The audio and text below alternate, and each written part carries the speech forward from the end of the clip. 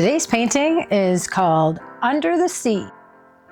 It made me think of stuff that, grows and lives at the bottom of the ocean. This, I think, is much brighter than what the bottom of the ocean is like, but then you wouldn't be able to see it. I wasn't even trying to make it be some sort of ocean life.